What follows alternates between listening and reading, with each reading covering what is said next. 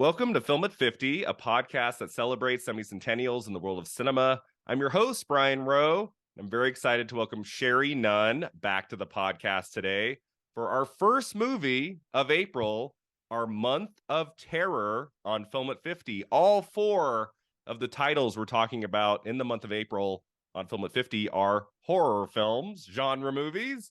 We are starting today with The Crazies, directed by the great George Romero. How are we doing, Sherri? I'm great, thank you. How are you?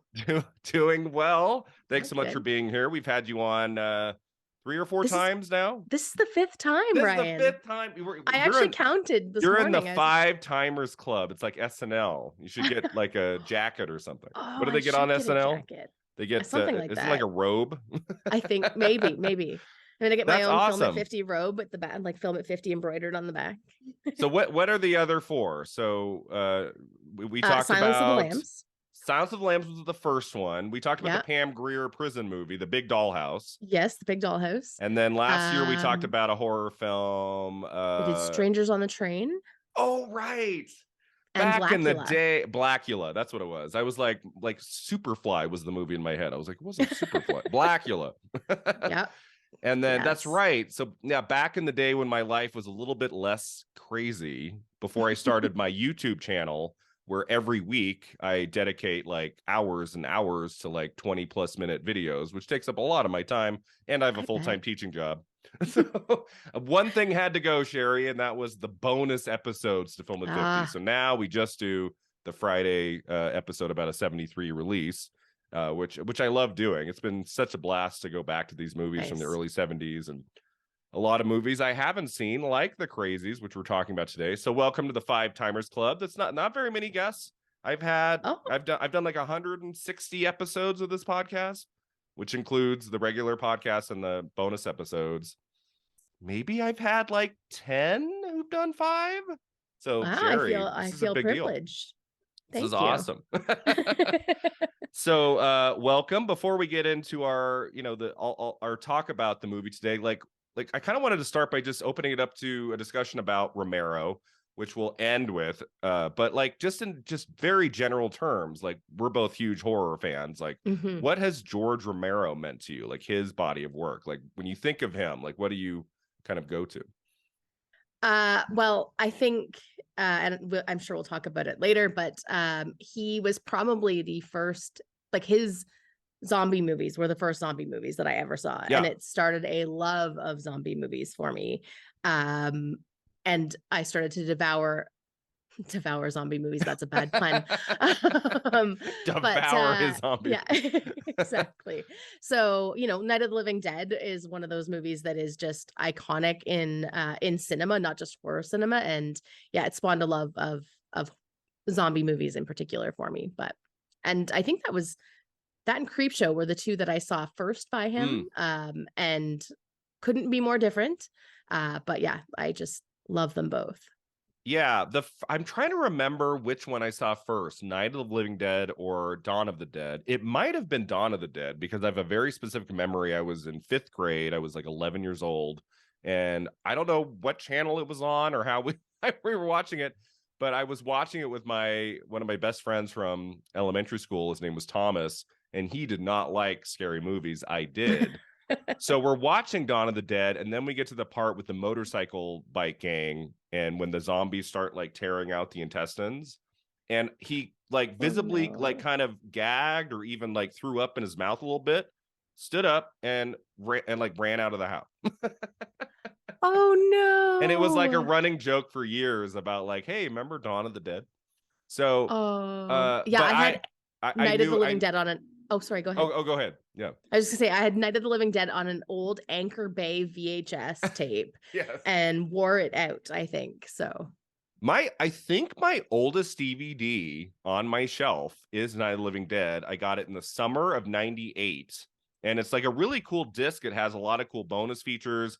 I feel like in the last 25 years, we've gotten like a Criterion release, and there's other probably better discs that I could update it with.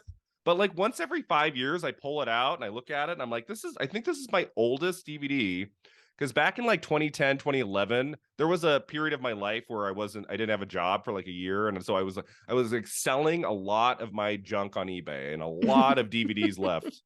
And that one I just couldn't part with. And I still have it You should 25 hold years on to later, it. Yeah, which I don't get love. rid of it. It's got Night of the Living Bread, the short comedy film, which is hilarious, Yes. and That's 2 awesome. audio commentaries. Man, was that exciting that first year of DVD. I just remember as a young film nerd, like Yes. upgrading from VHS to DVD and then having these bonus features right at the age when I was really getting interested in filmmaking, how it's done, to have access to commentaries by the director and behind the scenes, and especially an older film. It was just so great. And they had, of course, Laserdisc beforehand for a few years, but That's right. my dad never got us a Laserdisc player when I was growing up. It was like right when DVD came into being that I really was able to get a sense of like, oh, this is like a mini film school on Right. a Yeah. small Yeah, it disc. is. Like I used to like put them on, I'd watch the movie and then I'd be like, okay, I'm gonna go to bed now. And I'd put the like the commentary on like as I was like falling asleep. And I don't know if I thought that I was gonna somehow like sublimate that information and become like this genius filmmaker, which I never wanted to be anyways, but I Yeah. don't know what I was thinking, but Yeah, I feel like it's been lost a little bit. Like they still, of course, sell DVDs and Blu-rays now, but like outside of like Criterion Collection, Scream Factory, like some of these companies that put out great stuff, like I don't see a whole lot of like new release movies, like just released by the studio on Blu-ray Mhm. that has like a ton of bonus features. Like, do we see that much anymore? I feel like we don't. No. And then you think about like all of these things that come to streaming like services only that you Right. think that's a great opportunity if we had a physical release of those to have like the commentaries and the special features, the making of. Yeah. Yeah, like Yeah. most movies that premiere on Netflix, they don't get a physical No. release. Like outside of Criterion Collection, like they put out The Irishman by Scorsese, like they put out a Blu-ray release of that with bonus features.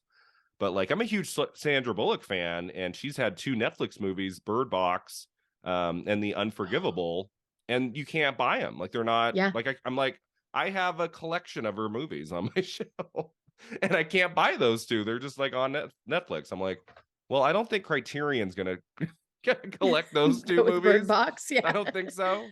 So I'm like, well, that sucks. Like, you know, Mhm.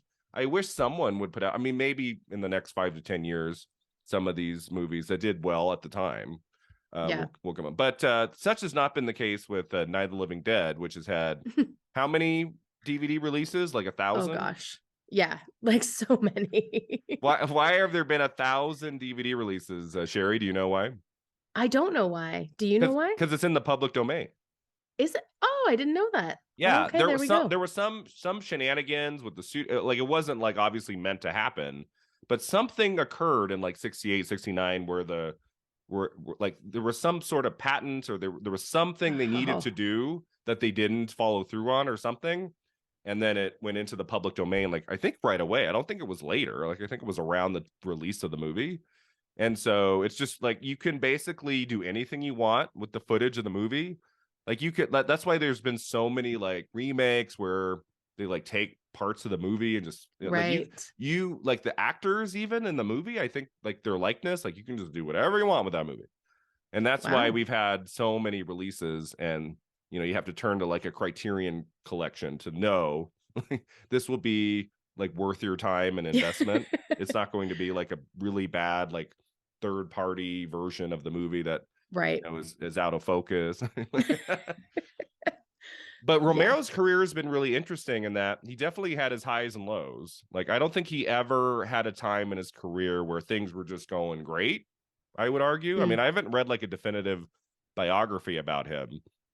Obviously, he has some classic horror films, but like I think there were a lot long stretches where he was developing projects and then they never came to be. And then some of his movies kind of came and went, didn't get a good like marketing plan behind it. Hmm. And as was the case with the Crazies that we're talking about today.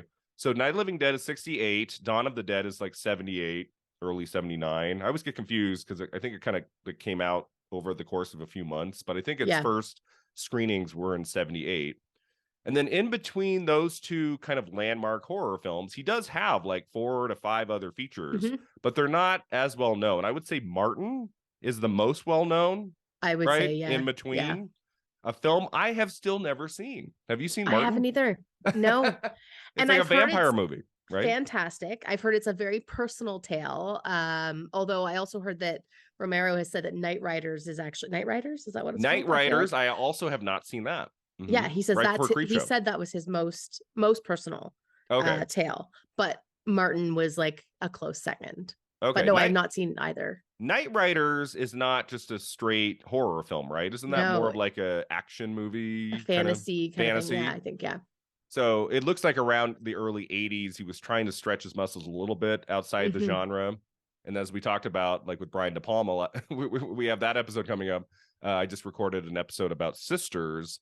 Some of these horror directors, when they step outside the genre and try something else and it doesn't work, then they're kind of forced back into it. Right? And then they're like, oh, okay, I guess I'll do more horror, which he would do with Creepshow the year later.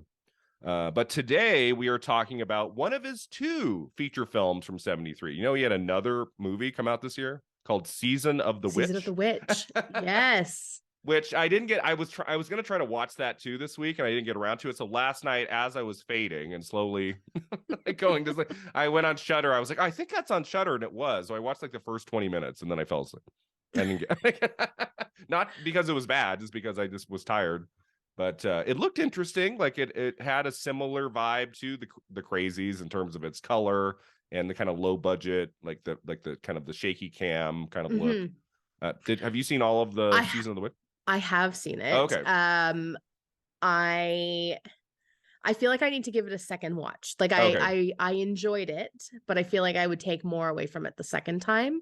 It's not in my favorite Romero movies. I will spoiler alert. but it's interesting because it's kind of his take on like housewives and the emergence of feminism around that time. So I think it's definitely worth a watch for sure. Yeah, that's something we'll definitely have to talk about today about Romero. Is he rarely, if ever, makes just like a horror film about nothing and just about kills, and like there's usually some sort of message, a theme behind his work. Like if you go back and watch his films and like there's like more going on here. And that's like that I feel like that runs through his entire career. And that takes us to the Crazies today. Had you seen this one before? I had not actually. Okay, this was a first time It was a first time watch for me. And I'd been meaning to watch it. It's been on my list for quite a long time because I am a Romero fan. But had previously really only seen, other than Season of the Witch, like his kind of zombie movies, right, and Creepshow, as I said. But yeah, I was excited to watch it. I haven't seen the remake either. I know that there was a 2010 remake. Hadn't watched that. But yeah, I really enjoyed this movie. Yeah, this was like a long time coming. This was also my first watch because I had seen the remake. I saw the remake in a theater in 2010. Remember back in the days when every old horror film got a remake? Remember that? Yeah. That was like the worst time to be a horror fan, like for new horror movies, when all we got for 7 years ish, whatever it was, were remakes of movies that we love and torture porn. Yeah. Yeah, that was the worst time. Like, not a fan. Like, I loved the first Saw, but then it's like when we got to Saw 6, Saw 7, I'm like, okay, we're done. So I had only seen Saw 1 and 2, and this year I decided that I was going to watch them all. How'd that go? That was a journey. I would never do it again. That's what I will say. Those are brutal, man. I haven't watched any of them in probably 10 years. Like, it's been a long time. But at the time, I loved the first one. I liked 2 and 3. And I liked 6. I remember 6 was kind of interesting. Like, it had a little bit more thematic material in the 6. Is that right? I think so, yeah. And 4, 5, and 7 were horrible. That's what I remember. And what I remember at the time was I would see each one in a theater usually with my friend Jordan, who we loved the Saw movies. And 4 wasn't very good, and then 5 was worse. And I was like, when 6 came out, I was like, oh my God, am I doing this? And I saw 6 and I was like, oh, this is actually the best one since 3. But it came out right around the time of Paranormal Activity. And Paranormal just took off. And Saw 6, I believe, was the first one that didn't do very well. That was the Right. first sequel that kind of tanked a bit. And that's why they just put out one more, Saw 7. Yeah. And then they called it a day for a while. And then we've had a couple like reboots in the last 10 years that haven't. Yeah, Really Jigsaw and Spiral, or Spiral the from the Chris Book of Rock. Saw. Remember the Chris Rock one I was excited about because I was like, that's an interesting actor to get involved in this. And then Samuel L. Jackson was in it. I was like, okay, this could be cool, but it didn't quite. I rented it later and I was like, it was okay. Yeah. Yeah. I just feel like Saw is just, I feel like it had its stick. Yeah, it had a great premise. Like you said, the first one was incredible. Like I don't think anybody saw that movie coming. And and then I think they started to just want to outgross the previous movie is really what it seemed like. So yeah. And then we got the remakes of everything. Like were you struggling during that time? Like, would you go see all the remakes or were you just avoiding them or what? I would avoid them. Yeah. You would avoid them. You were not going to the theater to support any of those movies. No. You made the right choice. I mean, the 2 that were good, I think, were the first 2 were the Texas Chainsaw Massacre with Jessica Biel, which was actually pretty good. And then Dawn of the Dead by Zack Snyder was good. Yeah. And then like maybe a couple others like were okay, but basically after those 2, it's a rough go for a long while. When we got to Nightmare on Elm Street, which was the same, I want to say the same period as the Crazies, it was the spring of 2010. When we got to Nightmare, I was like, okay, I'm done. Yeah. I think at that point I was just going back to my DVDs and VHSs and being like, okay, what classic horror movie can I watch instead of a bad remake? I know you're like, well, I could go spend my $10 on the remake, or I could just stay home and watch the better one again. Exactly. It's probably the better choice. Exactly. I remember that's why. Oh, go ahead.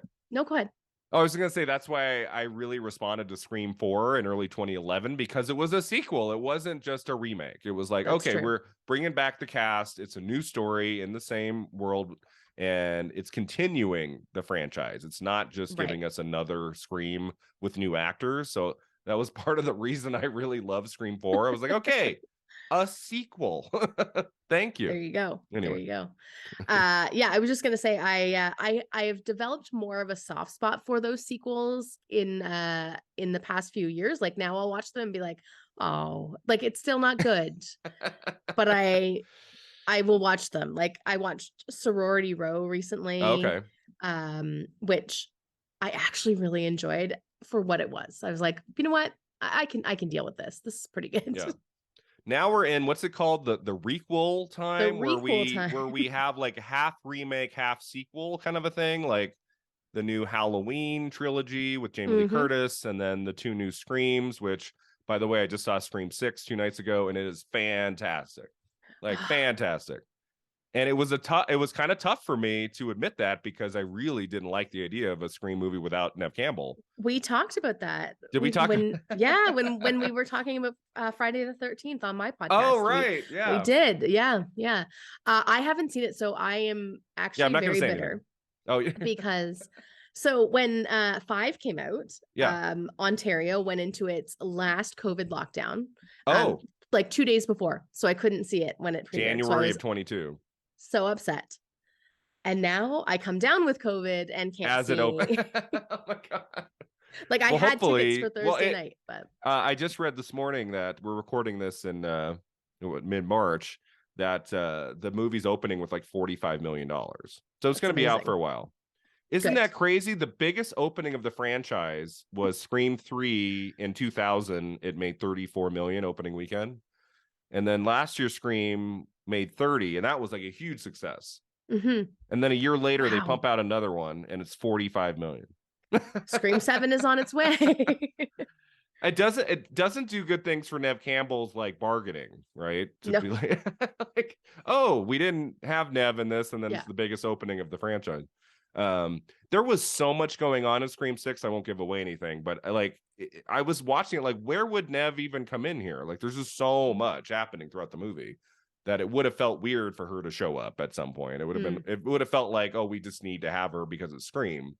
If she comes back for 7 or 8 or something, I want it to be a movie that focuses really on Sydney rather than just have her be a token cameo at the end. Like, I don't Right. want that anymore. That was Yeah. kind of 5. Like, she Mm-hmm. was kind of like, oh, the fans need Sydney and we'll just kind of squeeze her in here. Mm-hmm. But I remember when I saw the one last year a second time, and I thought, this movie kind of works even if you don't have her. Like, if it was Mm-hmm. just Gail at the end, it would kind of work. Yeah. He adds an element to it that I love, but so I think she would have felt. I think she was only offered 1 or 2 scenes for Scream 6, and I think it would have felt awkward. I think Yeah. it ultimately was the right decision for this movie, Scream 6, to just they mention her and they do a good job of that, but she's just we don't see her. So where would you rank it? Like in your rankings, your Scream Uh, rankings? I would rank it above 5 and above 3 and like next to 4. Oh, Yeah, okay. I love a lot of Scream 3, but Scream 6 I think is a better movie than Scream 3. Okay. It would be very hard to admit, like, to say no, Scream 3 is better. Like, I love Scream 3 for reasons that are very different from Scream 6. Mm. Like, it's a very kind of nostalgic movie for me. I remember that was like the biggest group I saw a Scream movie with, and but yeah, horror is doing well. I also watched Megan last night, which was a total blast. So fun. It's so fun. I was just Yeah. like, talk about just like gleefully entertaining.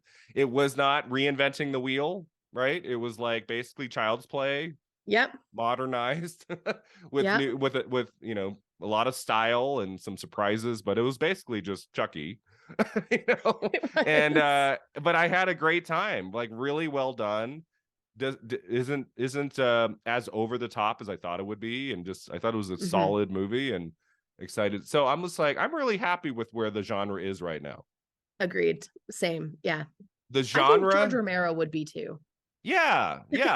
Speaking of Romero, why we're here today, um, the genre in 73 not doing so hot until we get to December and we get The Exorcist.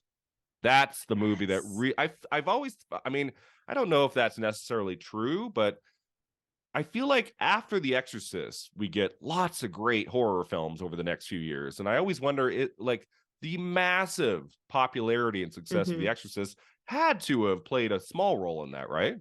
I would think so. Yeah. Yeah. I Not to would. say that they're all exorcism movies or anything, but I feel like it gave the genre a bit of a jolt. Like, oh, these movies can make money.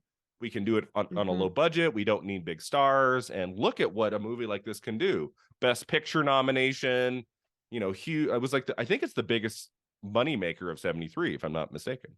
Like, huge. Yeah. That sounds about right. And And I people think, were fainting in the oh aisle, gosh. Yeah. throwing Yeah. up. Having to be carted away in stretchers. Can you Oh, imagine a movie that would do that to you? Like, where you just no. you pay, you go to the theater, you pay your money, you go in there and you sit there, and at some point you're being like taken out on a stretcher. Do you get your money back? Do you think the theater gives you your money back?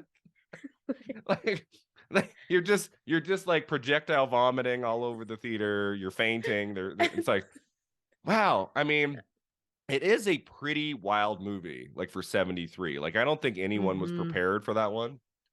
Um, No. but like outside of The Exorcist, I mean, we're going to talk about 4 movies in this very month that are horror films that are, different uh, levels of success and popularity or whatever. But like the Crazies did not do well. No. This was like barely released. Did you read Mm-hmm. up on it at all? Like, they didn't even like market the movie. It just kind of like opened in a few spots around the country and then it just faded away. Yeah. Yeah. Can you Yeah. imagine? You spend like Oh. a year of your life making a film and then the studio just like doesn't really release it. Yeah, and I read something about, and I mean, I don't know too much about, I haven't read too much about the history of Night of the Living Dead, but I'd read something that about how it hadn't got a lot of the re-release um excitement that happened later with it by this point. So people Oh, weren't like, okay. oh, George Romero, Night of the Living Dead. So like he didn't even have the kind of that clout behind him to draw people to see the movie. But Oh, okay. So 5 years after Night of the Living Dead, people still didn't really know who Romero was, like, and like would not see a film based on his name yet. from what I understand, yeah. He just needed to be like John Carpenter and put his name above the title. That would help, right? I think after Halloween, people knew who John Carpenter was. Exactly. Yeah. Yeah. You know, put my name above the title. Did Romero ever do that? Did he do that later? Like, I feel like on box, like DVD covers and stuff, it might It say all. like George Romero's Dawn of the Mm, Dead. I don't know. I can't remember. I haven't seen that in a while. Like, does his name come up before the title in the movie? I don't think so. I don't I'd have think to look. so. Maybe towards the end of his career, maybe there was some more of that. But yeah. So he's just like, I would say between Night of the Living Dead and Dawn of the Dead for a decade there, he makes some features. They're not very successful. He's just kind of like trying to scrounge up like enough money to make the next one and taking odd jobs here and there. Like, I think he did like PSAs, industrials. Like, there's this thing he did called the Amusement Park that was on Shudder that was Yes. long thought lost. Wasn't that made in like 75 or somewhere around there? I think so. Yeah. That it's like a weird, like, what, 35-minute like horror film / documentary about a amusement park. It's very I watched it when it dropped on Shudder because I'd heard of it and that it was it was thought to be lost and they found it. So I was like, oh, I have to watch this. And it's just kind of eerie, and there is a certain style to Romero. Like, I'm watching the Crazies this week, and you just know it's him. Like, there's something about his work. Like, no matter what, like the whole, like, the paranoia in the movie, and just and how it for me, a lot of the Crazies kind of works like a zombie movie. Did it do that for you? 100%. It felt very much like a zombie movie. And even like watching people like walk through the fields or run through the fields, it felt reminiscent of Night of the Living Dead, or, future fast zombie movies even. Yeah, it had some feeling of Night of the Living Dead, and of like the way the camera moves and the kind of a lot of the quick cuts, and there's always like kind of an amateur element in those early movies to Romero. Like, it's not quite polished yet.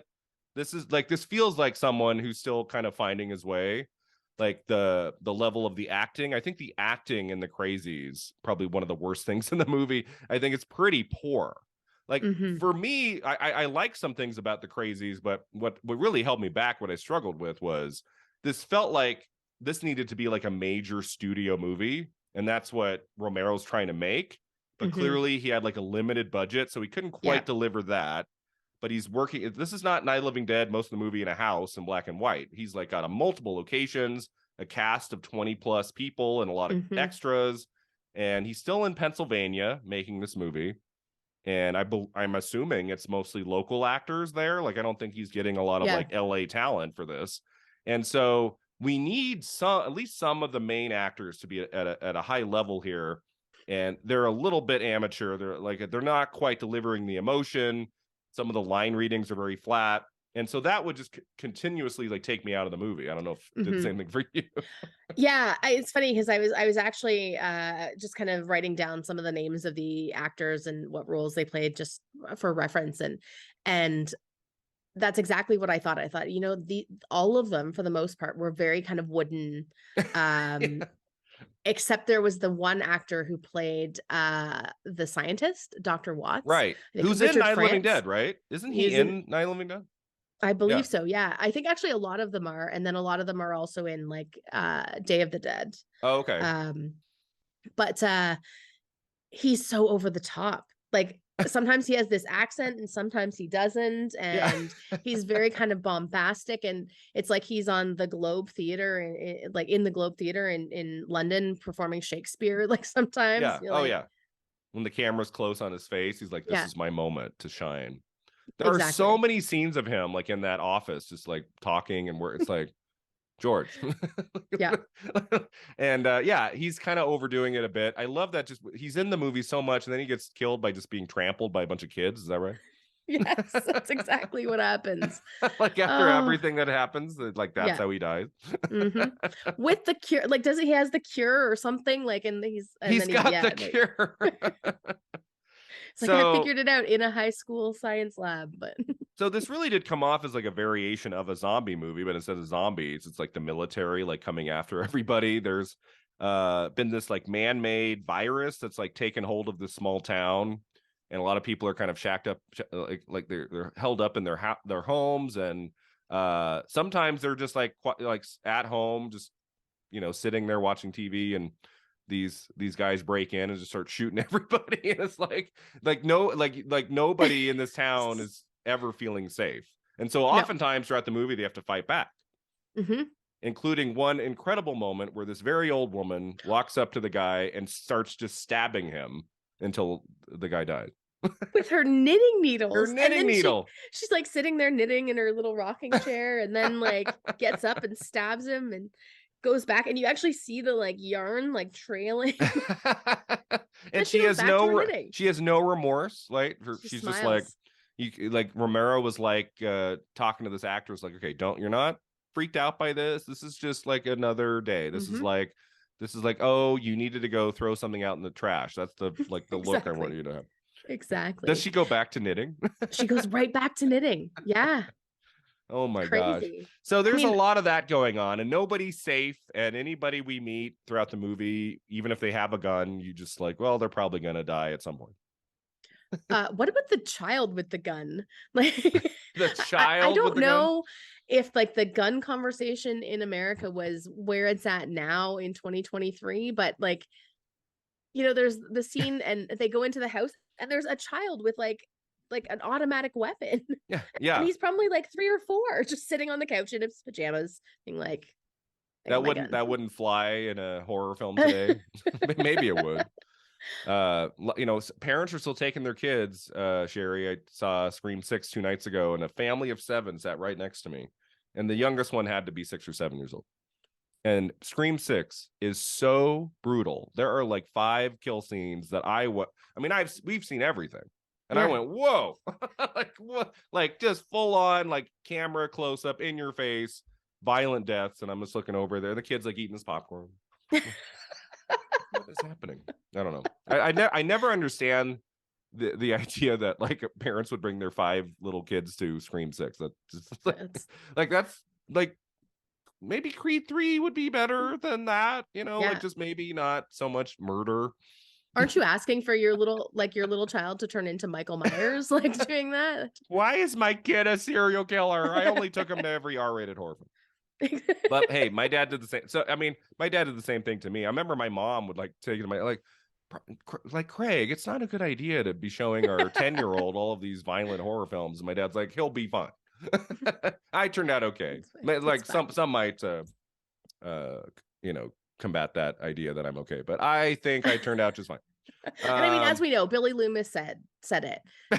Horror movies don't create serial killers; they just make them more creative. One of the great lines of the first Scream, absolutely. So some background info on the Crazies. So according to Romero, this project began life with a man named Paul McCullough, who authored a screenplay entitled The Mad People. That could have been the title, The Mad People.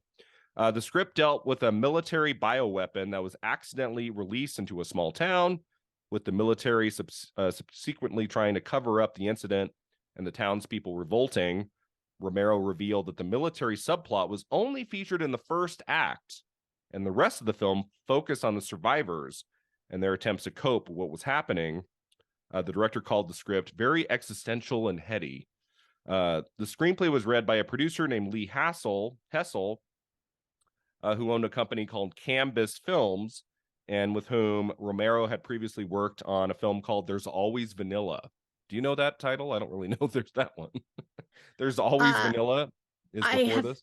I have heard of it. I have not seen it. I believe it's like more of a political. Okay, I don't think that's a horror film, right? No. Yeah. No. But so he worked with Hessel on that movie. Hessel expressed interest in this script and offered to finance it as Romero's next movie, but only if Romero would be willing to rewrite the screenplay to focus on what Hessel considered the most interesting ingredient of the story, the military takeover of the town, which only occurred in the first 15 pages. Romero agreed, and he rewrote the script. He was given a budget of $270,000. So that's interesting to me. I almost wonder, I read that and I was like, I wonder if the movie would have been more interesting, because I don't know about you. I felt like it got kind of monotonous by like when we're in like minute 70, like there's a lot of scenes in this movie of like people shooting each other with guns and the military's breaking in, and like there's a lot of like the same scenes happening over and over, some with like creative differences and things and some interesting touches along the way. But part of me wonders if like at the 30-minute mark we could have like moved away from some of this and just focus on a select group of characters, maybe trying to survive as they like leave the town. Maybe like a little bit of a road movie. Like I almost wonder if Oh. that original screenplay might have been more interesting. What do you think? Yeah, I could see that because one of the issues that I have with the movie is the pacing Yeah. overall. That you're just like, okay, we've seen this already. Uh, which just different characters, or it's Yeah. just a different house, or just a different child with a gun.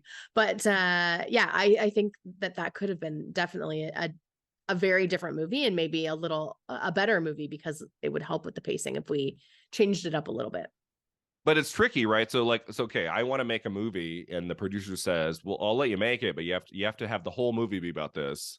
Like you Yeah, can't like say that's true. okay and then like deliver a final cut that's the initial screenplay. Surprise.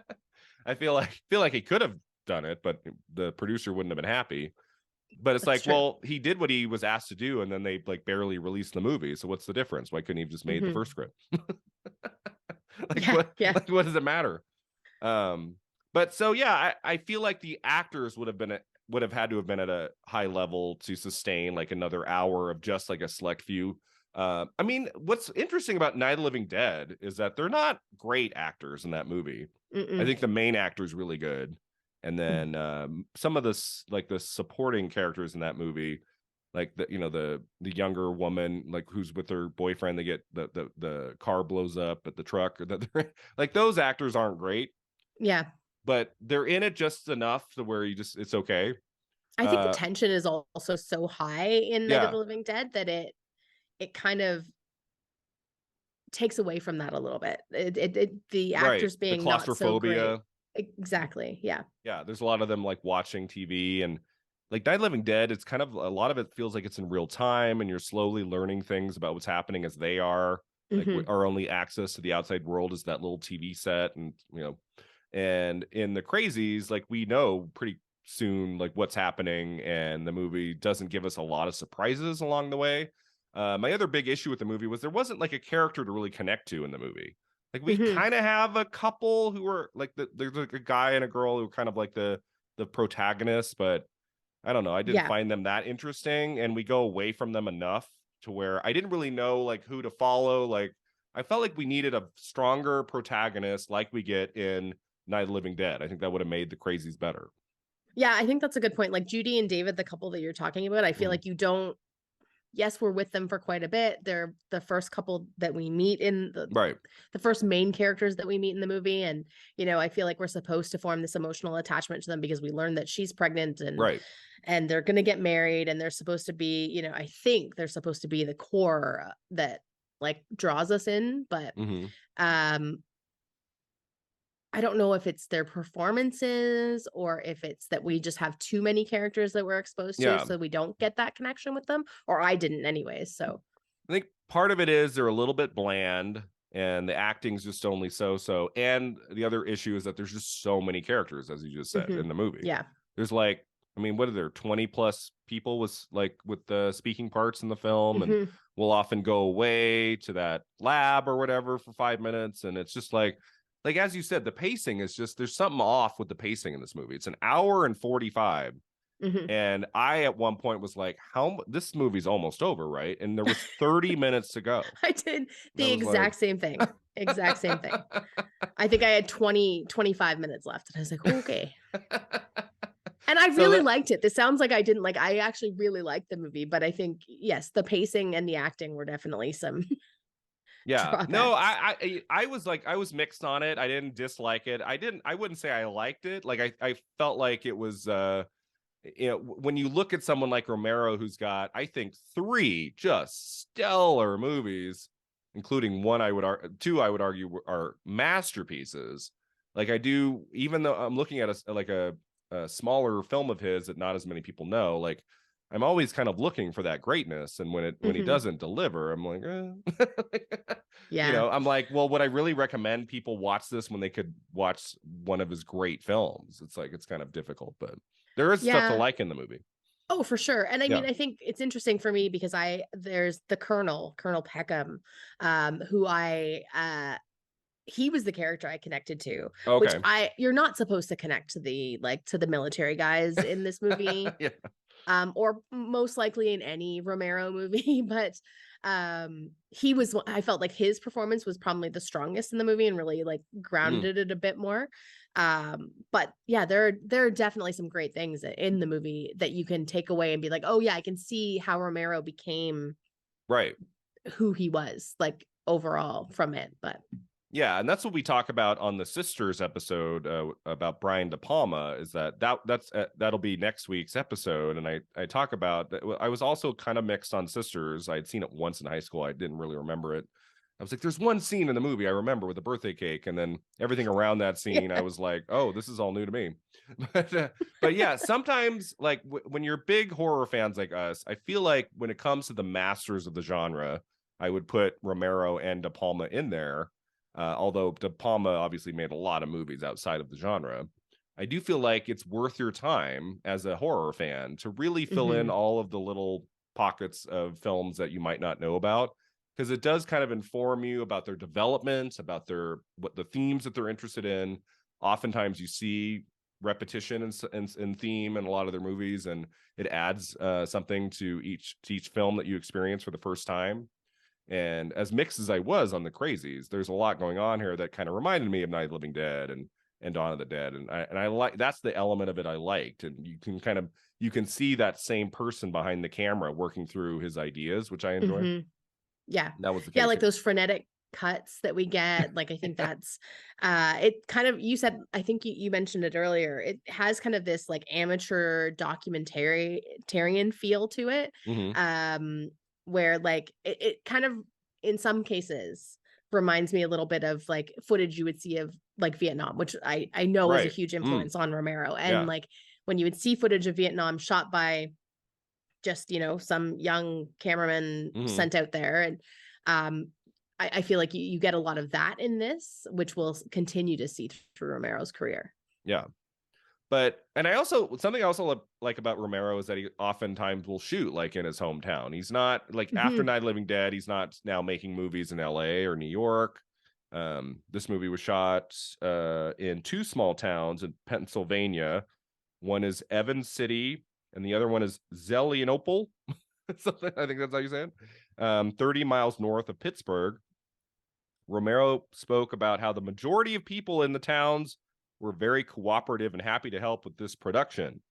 Many of the movie's bit players were locals. Several of the white suited soldiers were high school students. And I think back on like I was a movie obsessed filmmaking high school kid. I would have absolutely like Mm, donned the zombie makeup or donned, these helmets, these suits, to be in a horror film. I would have done that in 2 seconds for free. So I could yeah. see how he got them. Oh yeah, yeah. And apparently the town, like the townspeople were very excited to help, but there was a scene that they didn't want shot, and so there was some controversy about that. Oh, what scene was that? The scene where the father rapes his daughter. Oh, right. Okay. Yeah. And they didn't want They, to have any part of it like that. they Like didn't want to have shoot any that part of in that. another state, Yeah, George. exactly. Exactly. It's like when Not they Pennsylvania. it's like when they were trying to get a high school to use for the first Scream movie. Have you heard that story about how No. the first school they were going to, I think they first accepted, they said yes, you could shoot Scream here, but they wanted before they gave their definitive yes, they wanted to look at the script. And like as a board or something of 5 or 6 people, they all decided to reject it. And so like they were getting set up, like they were getting ready to shoot at Yeah, the yeah. school, and then they said no, like we've read the script, this is not okay, you can't shoot here.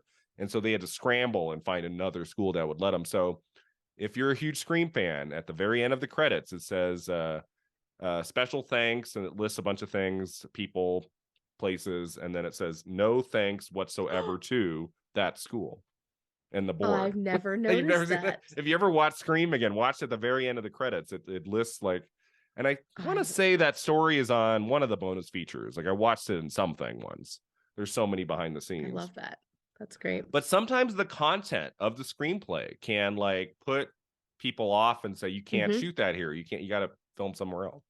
And so it sounds like was also the case with that one scene in the Crazies.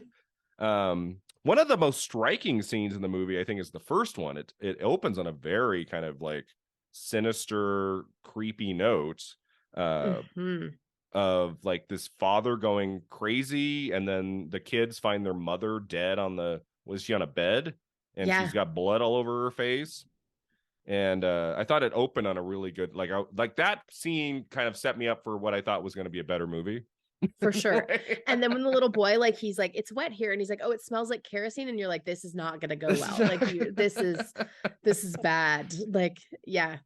And one of the pieces of trivia about that scene I found really funny this morning. It said the burning house at the beginning of the film was serendipity for the crew. The local fire department was burning down an old house to practice for its firefighters to put out fire. And they agreed to let the filmmakers set up and film the event as it happened. That's convenient. Wouldn't that be nice? You're like, okay, we got to burn down a house for the opening scene. Oh, they're burning down a house tomorrow to help the firefighters practice. Can we film while you're doing that? There sure. You go. Some of their budget they saved with that. That's great. That's great. You hear those stories on some movies where there is serendipity, like with weather, sometimes with weather, sometimes weather goes the other direction where it hurts the production. But like sometimes they get like I think about the movie Speed and how like the only way they were able to shoot that was that there was an unfinished freeway in LA that happened to be in those 6 months they were making that movie. Like they were like in the last few months of finishing a freeway that was not in use. So they got to shot on that freeway. Like if that had been finished a year before and cars were on it every day, there's no way they could have done it. So sometimes there is that serendipity that helps a movie's production, right? I love that. That's great. Because the director, Jan de Bont, was not going to shoot that in a studio.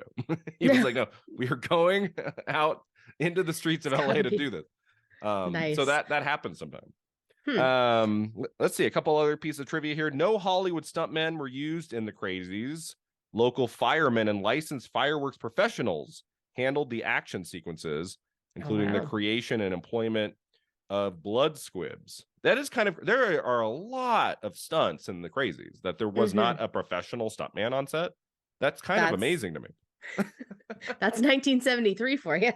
That's $200,000 average people in there. That's $270,000 budget. I mean, I'm trying to think if there's like I don't think there's really any gnarly stunts in it, but there's a lot of people like getting shot and falling to the ground.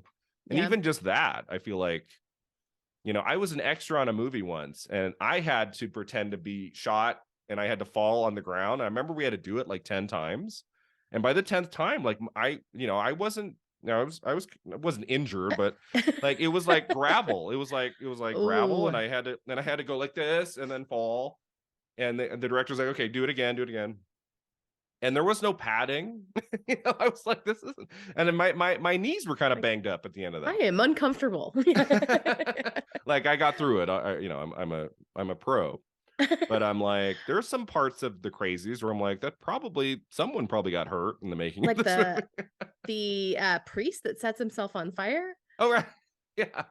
So the I feel like the two, I didn't find a lot of this movie that scary, but the two kind of creepy moments where there's that guy hanging like in that closet or whatever, that part was pretty good. But I like the makeup they put on that guy. It was like it's like black makeup or something to make him look like he's been dead for a day. But the opening scene, they both involve children. The opening scene with the kids finding their mom bloody, and then the house goes on fire, and then that scene where that mom and dad are shot and killed in front of their little kid. Oh yeah, and the one of the military guys like picks up the kid to put him in the back of a van as they're lighting the parents on fire. Yes, that's the scene of the Crazies that I will take with me for a few months. Like that was really creepy and like, whoa. Like that was wasn't that scene pretty intense? Oh my gosh, as they're like, just burn the bodies, and then you see them burning the body. That scene in particular though, it's as the awful. kid, is the kid calling for his mom, or is he just like, I feel like he's not aware of what's happening really. It's not like I don't think he's so. not crying and going, mom, like that would have been too much. I would have just been like, oh my god. But he just seems like, what's happening, as the Yeah. mom gets just, no, they light the dad on fire and then they toss the mom's body on top of the On top dad. of him. And that's Yeah. also very Night of the Living Dead. That's the end of the movie of Night of the Living Dead. Hmm. So there are, those throwbacks there. Well, even I think at the very opening scene, there's the little brother or the brother. I don't know that he's the little brother, but trying to scare his blonde sister, which is also very reminiscent of the opening of Night of the Living Dead. Oh, right. That's Where yeah. like, and I Yeah. was like, I wonder So if that's intentional. I feel like it had to have been intentional. I feel like a lot of people, if you've seen more than once Night of the Living Dead and Dawn of the Dead, and the Crazies was halfway in on TV and you're just watching it, I think a lot of people would pick up on, like, this might be the same person who made those movies. Yeah. Yeah, There's a for lot sure. in this that you recognize Romero's touch. But yeah, it's like, as we got, like, I didn't feel like there wasn't a lot of like raising of the stakes. It's not like it's more exciting in the last 20 minutes than it is in the first 20. Mm-mm. It's just like, it's kind of at the same level, like, all the way through. And then the ending didn't really give me much. Like, I mean, we got like a man stripping naked at the end. That was interesting. Yeah. Yeah. And then the credits are like rolling over that shot, or like the next shot. I'm like, okay, that's a weird way to end. Hmm. Sisters also has a weird ending. Like, I don't know, like the genre filmmakers in 73 don't know how to end their low budget movies right now. Maybe it must be a thing. Yeah. Yeah, like you think like you said about the stakes, like at the very beginning, the beginning of the movie is fantastic, Yeah. and we get these politicians trying to decide what they're going to do, Mm. and they broach the subject of nuking the town. Oh, right. Mm-hmm. But you would think that as the movie progresses that we would get more and more of that kind of amping up, but it doesn't. It just kind of sits there. We still know it's a possibility, but it's nothing that we ever feel threatened by, or feel that the military in the town even feels threatened by. Yeah. Like there's no escalation, no urgency to it for them. Yeah. I just felt like, some of this movie made me think of The Mist, this Mm-hmm. 2007, that idea of like paranoia and there's like military involved and something has gone wrong. Like The Mist from '07 is a great movie of like raising the stakes and the tension. Yes. It just keeps building. Like the first 45 minutes, it's interesting and there's mystery to it. And then the Marcia Gay Harden performance, it just keeps Mrs. Carmody, like, it just keeps building. By the time she is shot, like, I remember in that theater, crowded theater, like everybody leapt to their feet and Yes. cheered, which has never happened before or since in a movie that I remember. My father jumped up and screamed, "Yes!" That was an image I will never forget, because I you're just love like, that. you're just like, your hands are just like stuck to your chair, like, oh my Hmm. god, this is getting worse and worse and worse and worse and worse. Oh my god, oh my god, oh my god, she's gonna kill the kid, she's gonna kill the kid. uh and you don't have that in the Crazies. There's not like an escalation where, like, okay, at at minute 75 I'm now more invested and scared about what's going to happen versus minute 25. It just doesn't have that. And No. it's a different era. I don't know how many horror films from the early 70s have that. Most of the films I've talked about in this podcast for the last 2.5 years don't have doesn't, not very much escalation of tension. It's like the best ones have some, but it's a different era of filmmaking. Things are a little bit more Yeah. low key right now. There's not that kind of style of filmmaking yet that we Hmm. get, maybe starting in the 80s.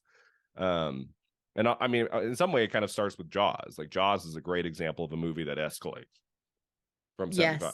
Yes. Yeah, Like, that's true. That's a really good point. with as one member gets picked off after another, and then Roy Scheider just like trying to shoot the shark, and John Williams' score is just pounding.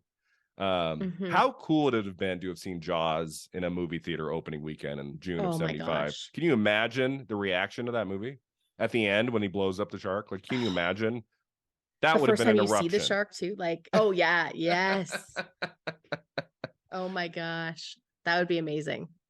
And I mean, I do think a lot of, success to a lot of movies, it's like, how do you end it? Where do we leave the characters? Like, do we leave, it doesn't have to end on a happy note, as The Mist does not end on a happy note. That But it was goes out another with such a bang. Like, I feel like this movie just kind of goes out with a meh. Like, yeah. Same with Sisters. Both end on kind of a meh moment. And you're like, yeah, okay, you had an hour and 40 minutes, and this is what you decided to leave it at. Like, this is what you thought the audience would want to see in the last 5 minutes. Like, it doesn't exactly. really, it almost seems to be like setting up like a follow-up in a way. Like, it seems like we're starting a new story and then it just ends. It's just like, I don't know. It didn't quite work. Like, even if like he gets evacuated, the colonel gets evacuated, and then they blow up the town, that's something a little, I don't know. Not that I think that would have been a much better ending, but Yeah. So it doesn't really surprise me that this wasn't a huge hit, that they didn't give it a major release. As I said before, it never got a wide release. It played in a limited number of theaters before opening in a different market. Now, I don't know, was this movie released in 73 as The Crazies, or there was that alternate title we mentioned that's on the Tubi version? If you watch this on Tubi, what's it? Codename Trixie? Trixies? yeah, Codename Trixie. Which Codename also, Trixie. for a bioweapon, Trixie is the worst possible name. It's like, it reminds me like cereal, like Trixie. Like, it's not, Exactly. or Beatrix Kiddo from Kill Bill.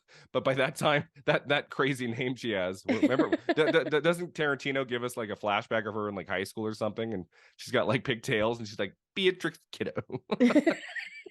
But so yeah, I think if I had to pick one of the two, The Crazies is the better title. Although yes. The Mad People I enjoy.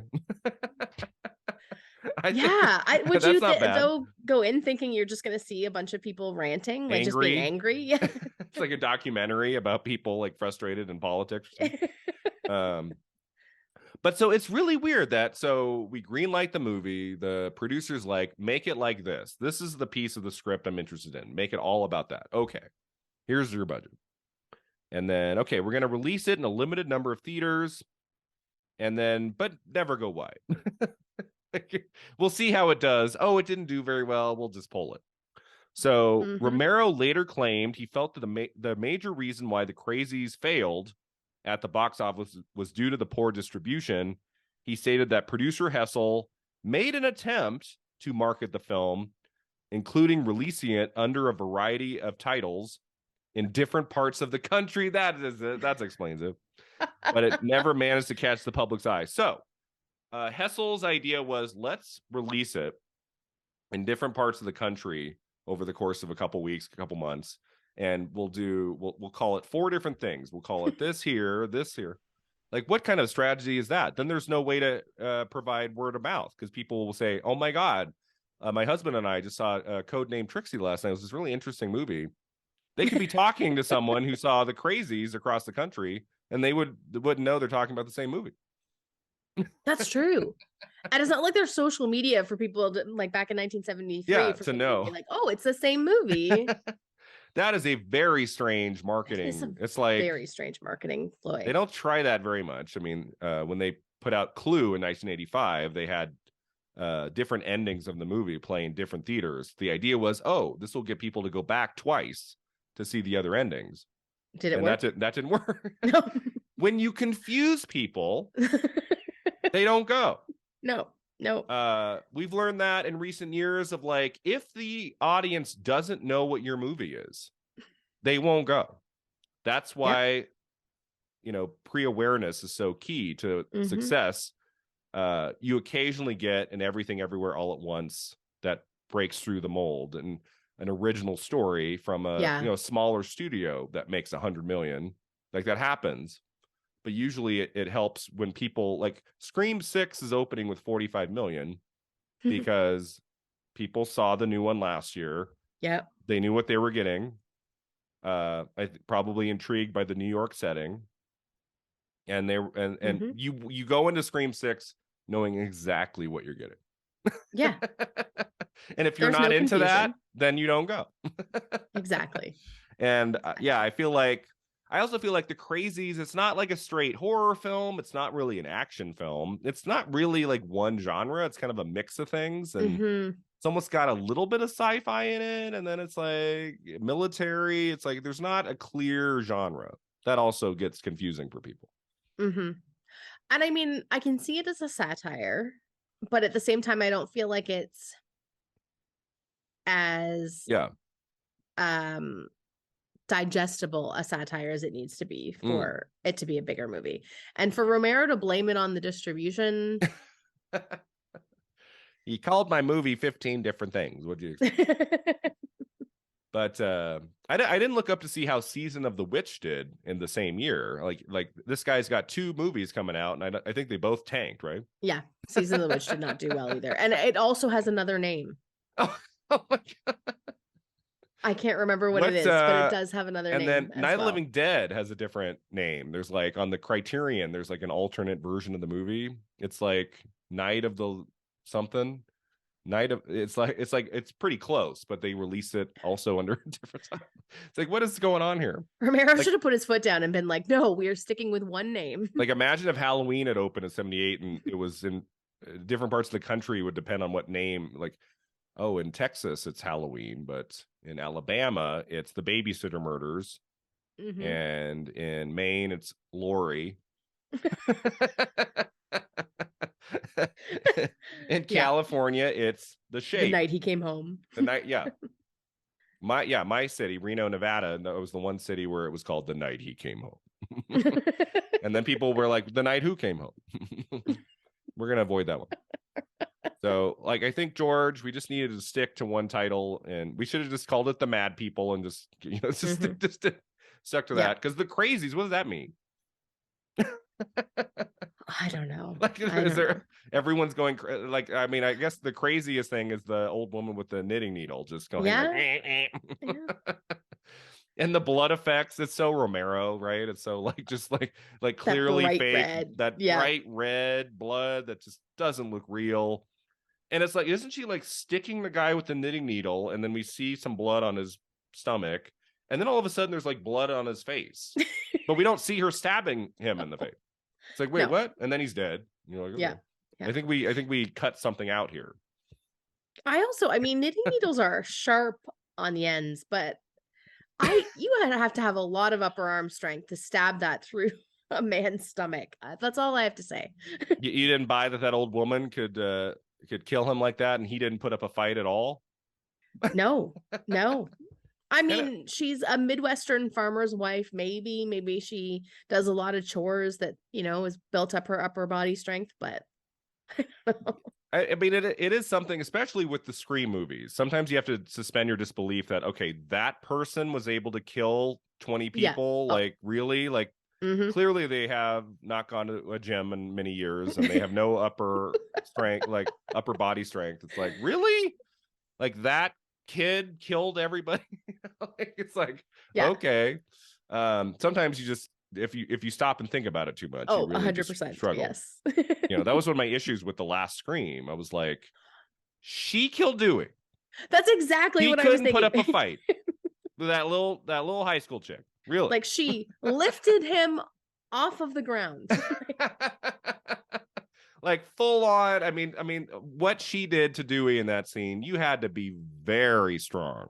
Oh yeah. Give me a break. Yeah. You just have to look past that stuff. She's been taking steroids. Surprise! I did not find any awards that this movie won. Usually we talk about the awards. I don't think we had much with this.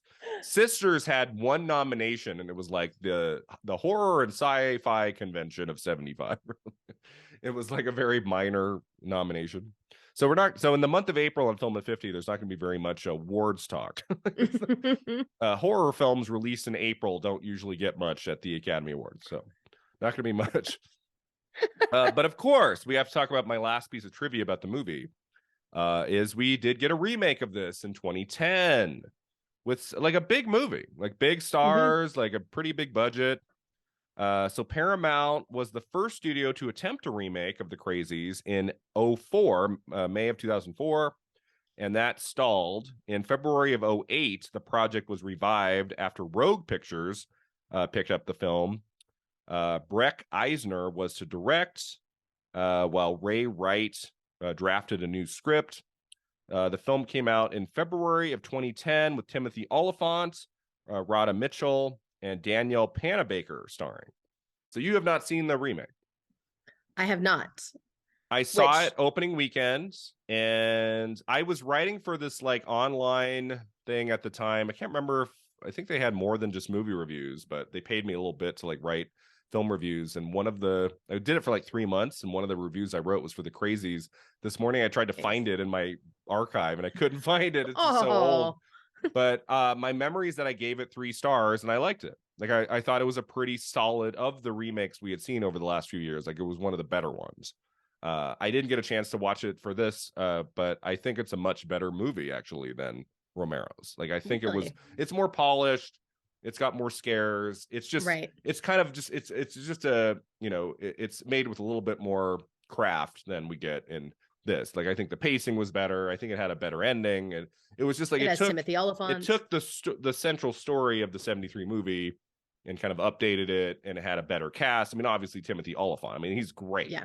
So, if you've seen Justified and so many great films he's done, like I think he's a very underrated actor. I feel like Timothy Olyphant doesn't get the kudos he deserves, especially on a film level. Agreed. Like I can't remember the last film he was in. Do you? Like I can't remember what was the last movie he was in. He's fantastic. Oh. So he's a big reason I think why the 2010 version is better. I wanted to watch it again for this just to get. I think it's on Tubi as well. I think the remake's there too.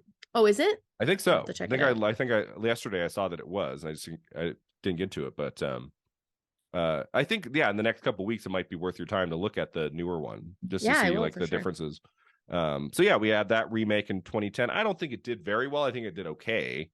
Yeah. I mean, we talk all the time on this podcast of like, if they made this movie 50 years later, what would it look like? And that was the case of a pretty minor movie that didn't really have a major release that got a huge studio remake. That's how obsessed we were with remaking every horror film.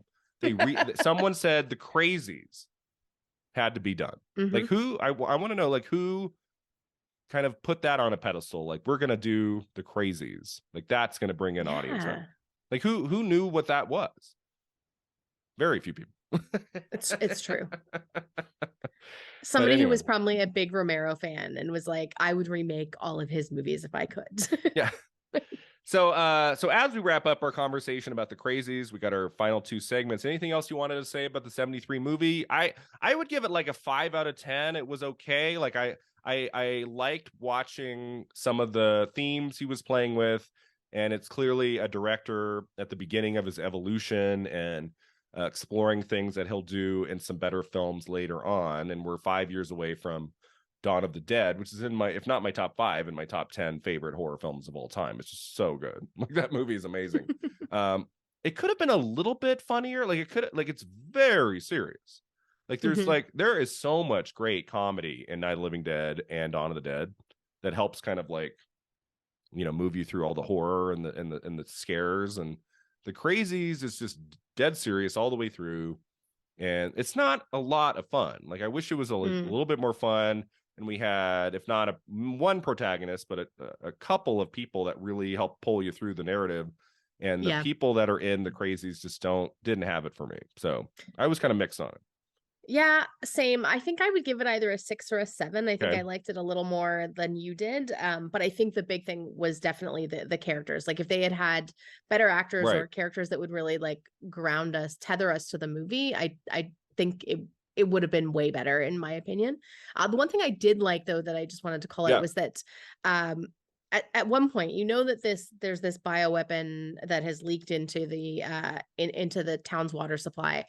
And you can't tell who's crazy and who's not crazy at a certain point, right? Which I just think was a really clever way of doing it. You don't know whether some of these people are fighting back because they're infected or they're not. And you never know for a large portion of the movie who is crazy and who isn't, which is I really enjoyed. I thought that was a good way to kind of deal with that. But yeah, I think if you're a George Romero completist, I looked up like that movie I mentioned before. There are a couple of his early films I haven't seen. This is probably in between Night of the Living Dead and Martin. Probably his best known film is this one. So if you're kind of doing a deep dive into the work of Romero, it might be worth a look for that. But if you're just like, if you've never seen a Romero movie and you just want to look at a couple of them, this wouldn't be at the top of the list. So it's up to Yeah. you. Like if you want to see everything he did, it might be worth a look. But yeah, it was kind of disappointing. I kind of thought it was going to be better than it was. I had high hopes when I put this on. I was like, it's a Yeah, little same. long. It's not really grabbing me the way I was hoping it would. The way that Night Yeah. of the Living Dead does 5 years before. We know we can really Hmm. draw us in. But worth a look if you're a fan of Romero. So the Divine Double Feature, this happens every 6 months or so.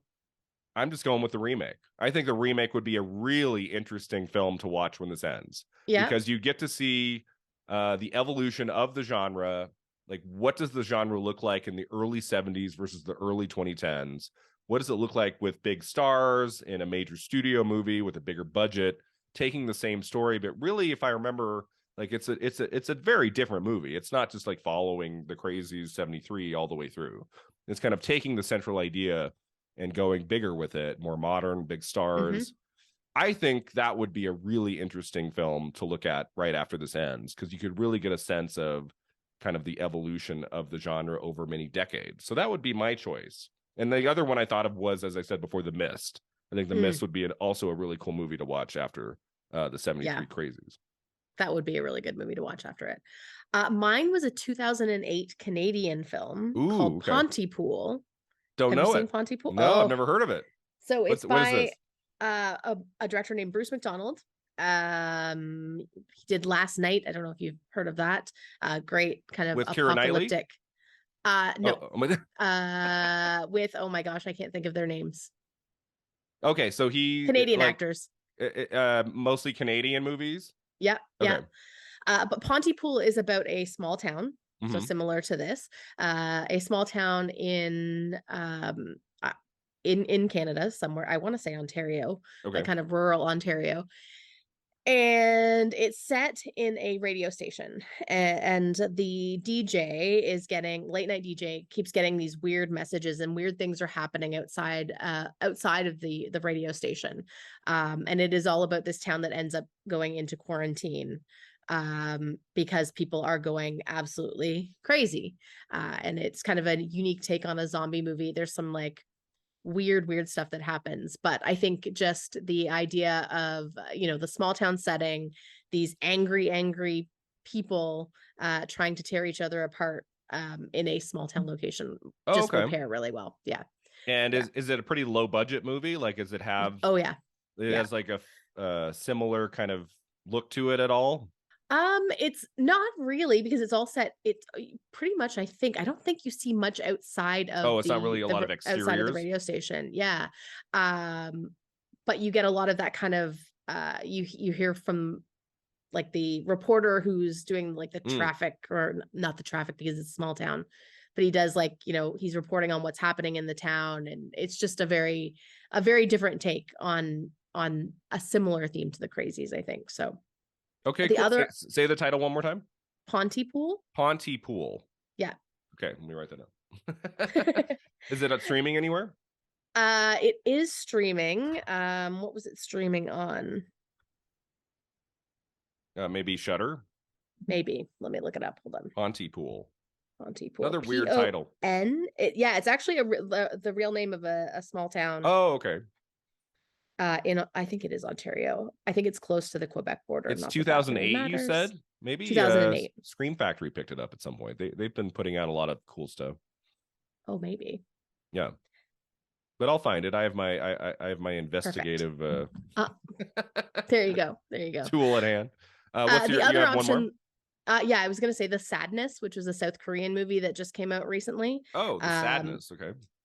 That is on Shudder, I believe, and it's just very angry zombies. And I think it just, not that the Crazies is about zombies, but they have kind of a zombie-esque feel to them. And with Romero, I think it would just also pair very well. Oh, very cool.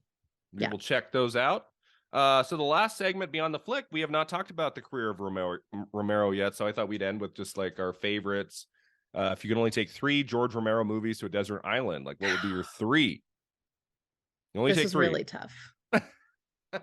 Despite us making fun of some of his movies today. Night of the Living Dead. Yes. It is an absolute It's classic. so rewatchable, even though it's mostly just inside a house and it's Hmm. kind of cheap black and white. There's something about the tone of that movie, the feeling of it. Like I could watch, I mean, probably not more than once a year, but like every October, like that's one of Hmm. the, I could watch that every October. It's just so eerie. I love that movie. Hmm. And it's one of those movies that's so iconic that like even non-horror fans know they're coming to get you, Barbara. And, like so. They're coming Uh, for you, Barbara. Yeah. exactly. Creep Show would be one Yes. of them. Creep Show is Um, great.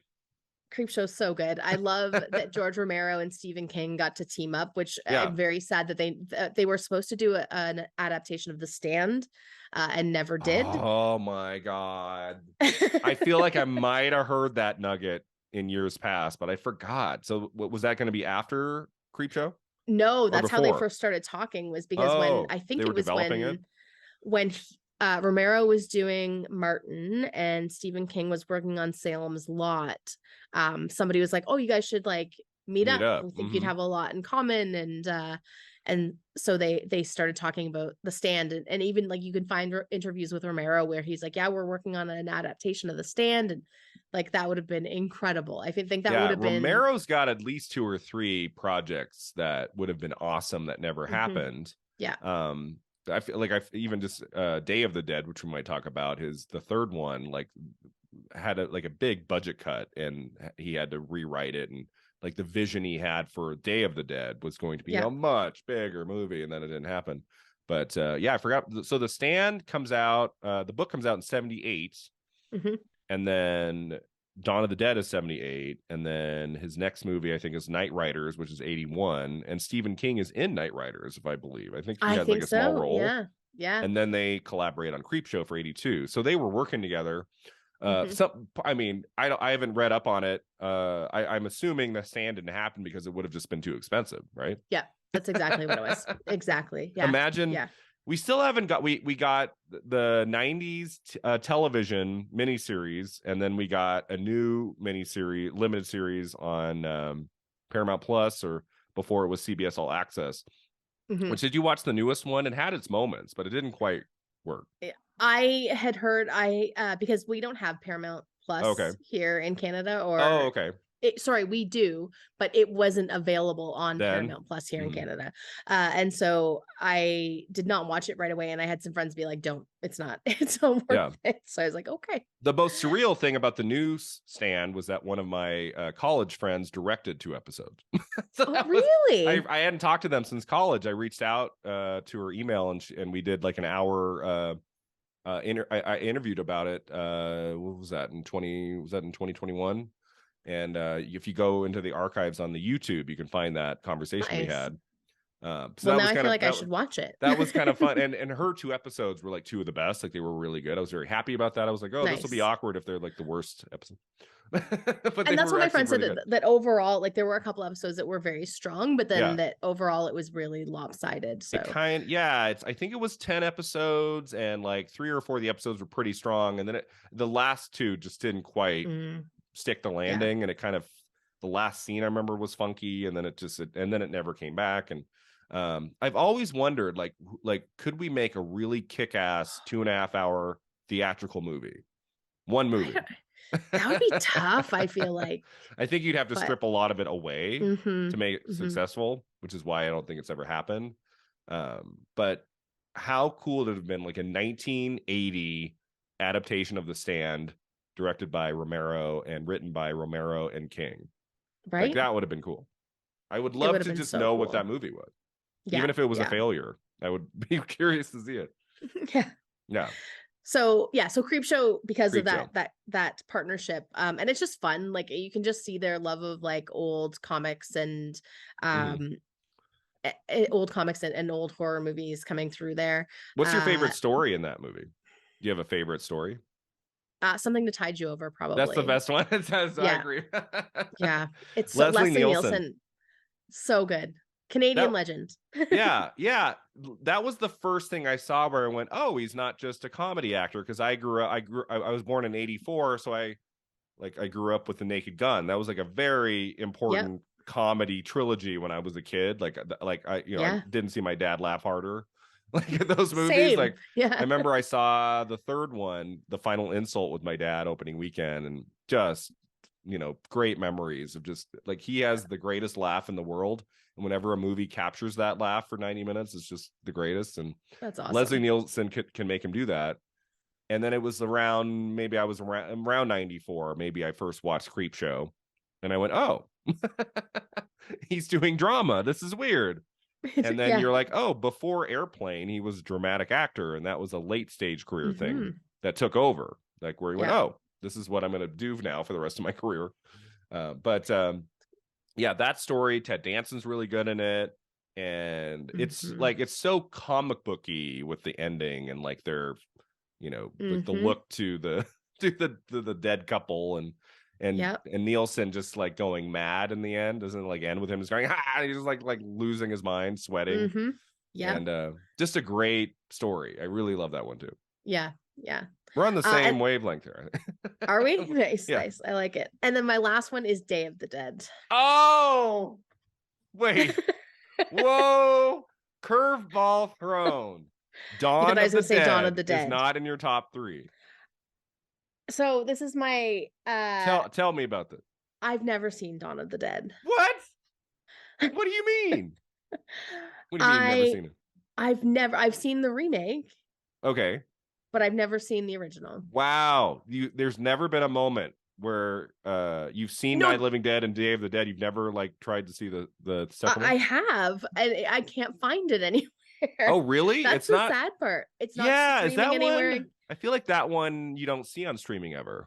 Like No, it's no. I have the 4-disc Ultimate Collection, which I've had since I think it came out around the remake, like '04.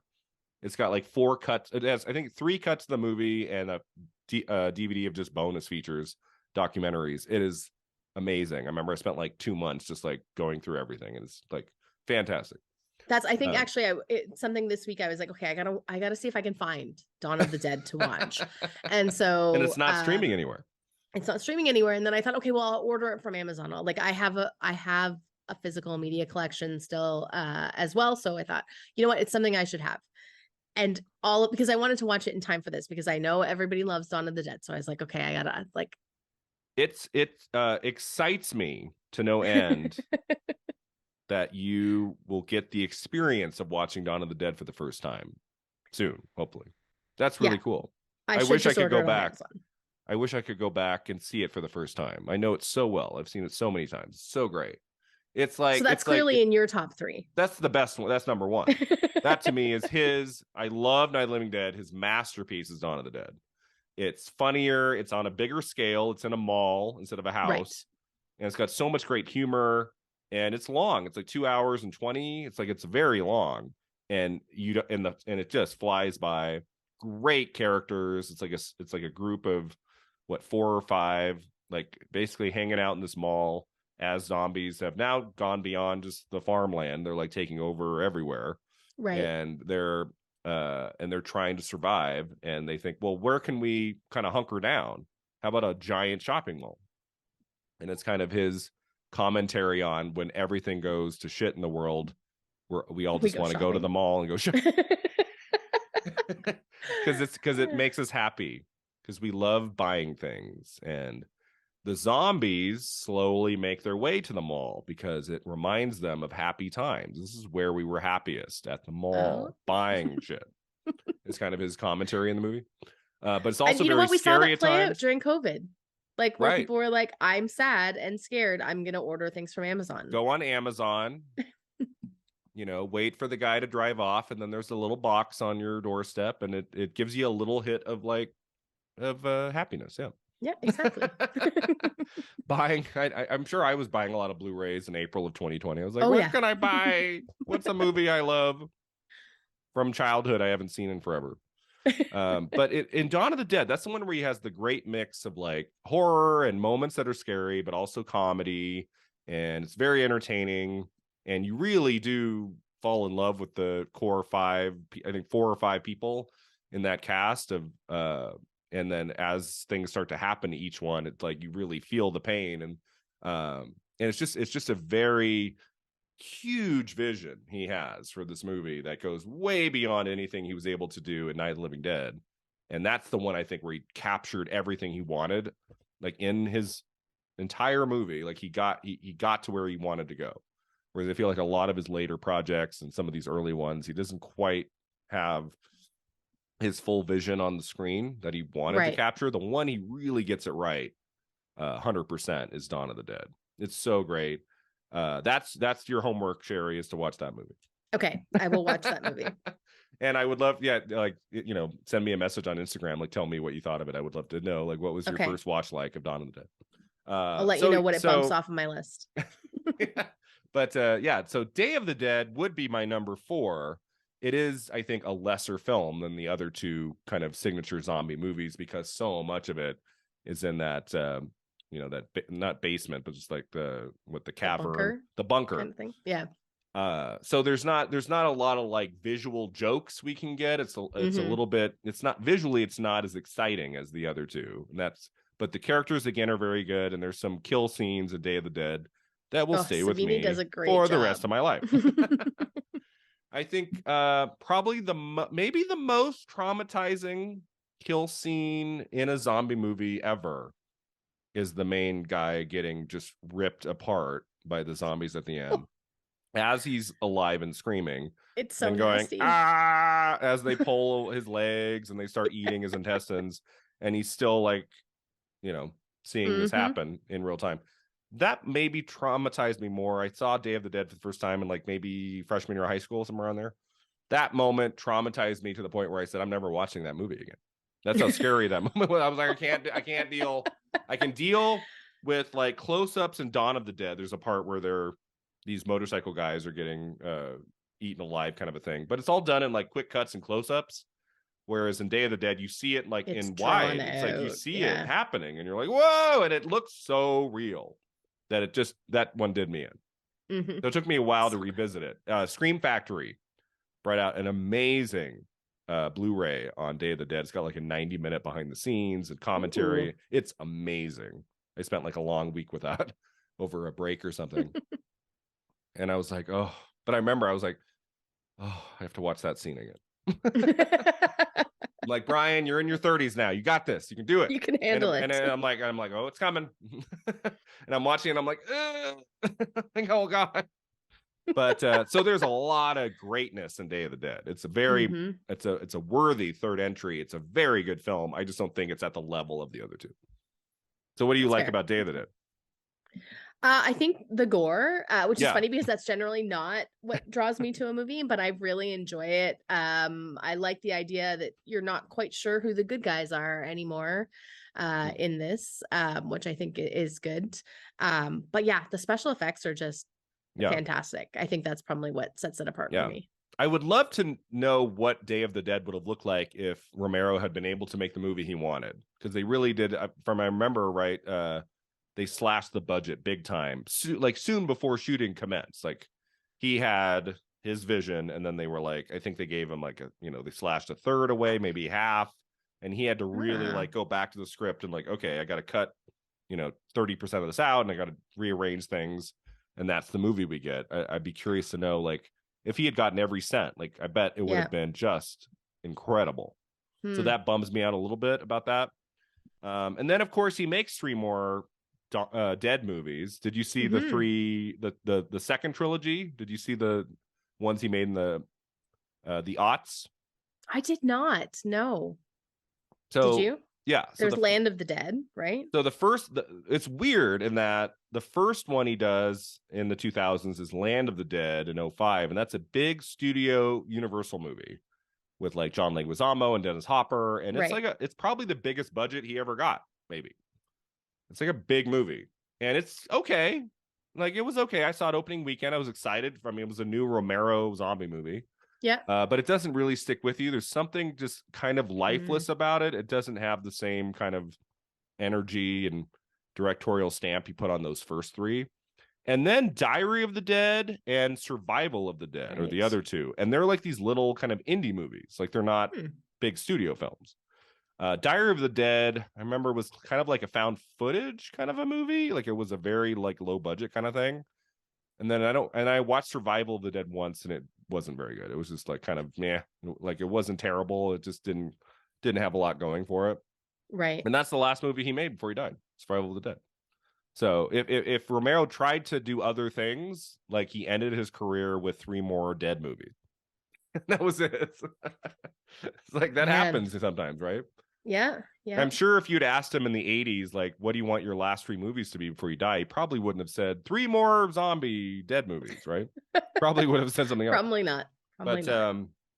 the other one I wanted to mention I like a lot, which I watched for the first time on Scream Factory Blu-ray, is called Monkey Shines from '88. Have you seen that? Oh yeah, I have not seen it. Yeah, That's no. a nice. That's it's like a kind of like a killer monkey story, but it has humor in it, and it's got some really fun performances. It's a little bit goofier than some of his other films. It's not like it's just a straight scary horror film, but it has some moments of shock and gore, and I like that.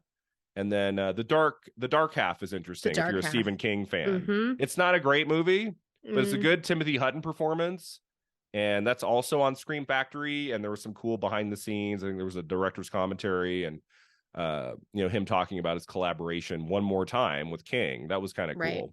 Right. Like I don't think they didn't like collaborate on the script, but just like him working on a King project again was like that's the one King novel, right, that he made into a movie. So it wasn't The Stand, it was The Dark Half. Yeah. I think if you're a fan of Romero and King and Creepshow, I think it's worth taking a look at The Dark Half too. For sure. And then the 2 I really want to see that I haven't yet are Martin and Night Riders. Yes. Those are the 2 on my list. I have not seen those, and we'll get to them. And they're like close enough. I'm like, in terms of like the years they came out, I'm like, do I just wait till film at 50?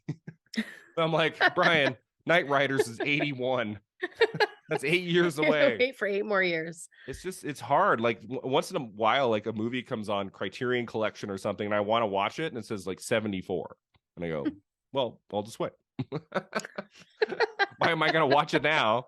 Because I think there have been 2 films that since I started the podcast, like I watched them, and then a year later, I'm watching them again for the podcast. And I'm like, this is a waste of my time.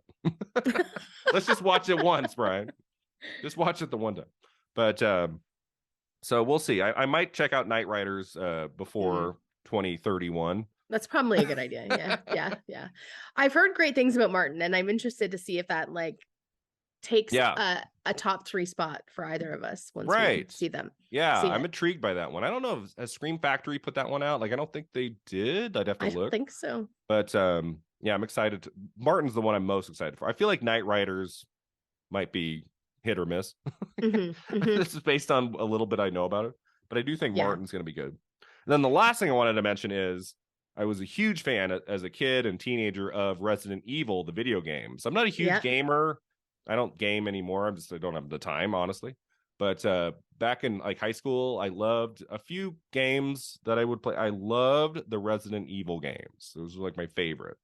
And for a couple years, Romero was developing a movie version of Resident Evil to direct around 97, 98.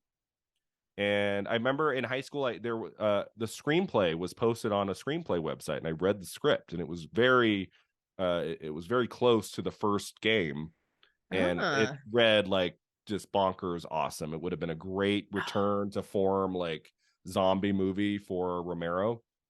I think the budget once again got out of control, and so it didn't happen.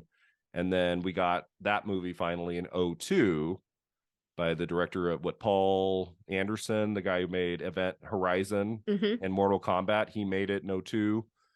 And then Mia Jovovich, she was in like 7 of them or something. I think so. Yeah.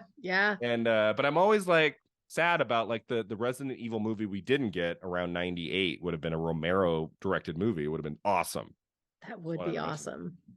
Yeah, because he's a great talent, and some of these directors, I mean, even outside the genre, you have figures like Orson Welles, these guys who developed a lot of projects and they never happened. And so it's kind of weird when you think of a person like Romero. If he had just gotten a lot of blank checks and had been able to make anything he wanted, I bet we'd have a lot more great movies from him. But just there was a lot of pushback with this guy. Yeah. And in some ways, only post Night of the Living Dead, like the one he got right, he had the budget, he got to see his vision on the screen, was Dawn of the Dead. And then after that, I don't think there is one. Maybe Creep Show, you could argue. That's a smaller budget movie. It was his only movie to come out as number one, apparently. Oh, it was a number one at the box It was office a opening number weekend? one at the Oh, box. cool. Yep. He had that happen one time. And he collaborated with King on a lot of things. I would have loved to have seen The Stand. Oh, and it would have been so good. most of the great horror directors made a King adaptation. Carpenter did for Christine. It always makes me sad that Wes Craven never made a Stephen King movie. Isn't that weird? Ooh, what? You think Craven would have made one? What would he have made? What would have been good? Instead of Deadly Friend in '86, like maybe he could have made like a Stephen King movie. Maybe. Most of them have been made. I'm trying to think. That was a weird time in that basically before the book was out, like they were developing the movie. Like King, everyone he popped out. Like, what would have been a good Stephen King early book that Wes Craven could have made into a movie? Like, I feel like Craven's name was floated for Firestarter, and then because Carpenter was going to do it, and then they fired him after The Thing failed at the box office, which was just so ridiculous when you think about like the hit that Carpenter's career took for the failure of The Thing, and now decades later, it's like looked at by many as this masterpiece. Yeah, so great. But then they hired, I can't remember the name of the director of the '84 Firestarter, but I think he was like a smaller director. It wasn't like a big, genre name or anything. I feel like Wes Craven might have been floated for that, and then that didn't happen. That was the year he did Nightmare on Elm Street, so he was busy. I feel like around 86. I'll take Nightmare on Elm Street instead of him doing Firestarter, I guess. Yeah. Yeah, isn't it crazy to think, like, what if like a month out from Nightmare, Wes Craven got an offer to do Firestarter and he dropped Nightmare to do Firestarter, and then we never got Nightmare? Isn't it weird to think we would live in a world where that happened? Like, that would be awful. It could have happened. Like, who knows? Happened. And it's weird. It's sometimes you have to sometimes it's like a miracle when things happen the way they do at the right time with the right cast. If he had gone on to make Nightmare instead in 1987, it might have been a different movie with different actors, and it wouldn't have worked. And I mean, you don't know. It's so much of these great horror films like lightning in a bottle. That's true. And then maybe we wouldn't have had Scream. And then Scream might have not have happened. If Nightmare and Halloween had been different movies at different times, like maybe Scream doesn't happen, and then it's chaos. Our lives would be terrible, Brian. But anyway, this was such a blast, Sherri, to have you back to talk the Crazies and horror and George Romero. We're kicking off the month of terror, April of all months, right? I don't know why April would be a month of terror. But we have 4 genre titles that came out between March and May of 73. And I just thought, let's just do them all in April. So we have the Crazies. Next week, we have Sisters. The third week of the month, we're doing The Vault of Horror, which is the follow-up to Tales from the Crypt. Tales of the Crypt? Tales of the Crypt. I always get confused with that one. Which was a fun anthology movie that they a year later they released a follow-up called The Vault of Horror that is another anthology of different stories from that comic series, which is going to be fun. And then we're ending the month with Theater of Blood with the great Vincent Price, which nice. I've had 2 guests tell me is really fun, and I have not seen it yet, so I'm excited for that one. So we launched it with an interesting film and a much better guest, Sherri Nunn. Oh, I thank you. So as we wrap up here, Sherri, anything you'd like to promote? Tell our listeners where they can find you online. So you can find me on Twitter at Cat Scaredy and on Instagram at Scaredy Cats the podcast. I do have a podcast called Scaredy Cats, obviously, but we're taking a brief hiatus because I'm moving very shortly to a new city. But we do have lots of episodes out. We cover a different horror movie every episode. Have different guests on. You were a guest on for Friday the 13th, go listen to our Friday the 13th episode. I was her guest for that last year. Yeah, that was fun. Yeah, it was awesome. So that's where you can find me. Well, yeah, thanks again for being here, Sherri. It was so much fun to have you again for the 5th time, 5 Timers Club. This is awesome. And thanks to all of you for listening. You can find us online at filmat50.com. We're on Twitter and Instagram. Check out my YouTube channel, Brian Rowe Video, for all things Oscars. And until next time, remember, 50 never looked this good.